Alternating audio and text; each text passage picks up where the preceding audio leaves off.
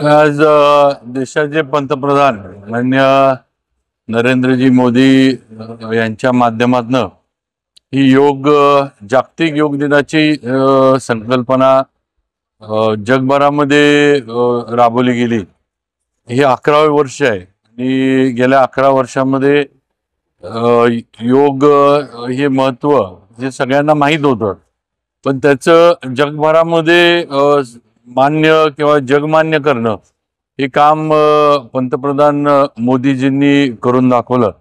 आज देशभरामध्ये सगळीकडे जागतिक योग दिन साजरा होतोय, जगामध्ये साजरा होतोय, अनेक देशांमध्ये साजरा होतोय।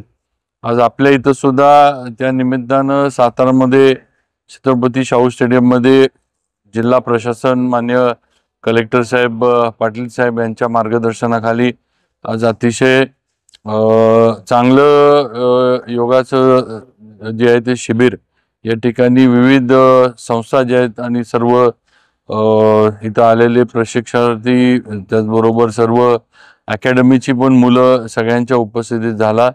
आणि मगाशी जसं आपण सांगितलं की योग ही जीवनशैली झाली पाहिजे। हे नुसतं व्यायामाचा प्रकार नाही, तर हे मनाला पण शांती आणि मन पण तंदुरुस्त ठेवण्याचा, स्थिर ठेवण्याचा योगच्या माध्यमातून होतं ही वस्तुस्थिती आहे। त्यामुळे सर्वांना मी या जागतिक योग दिनाच्या निमित्तानं शुभेच्छा देतो।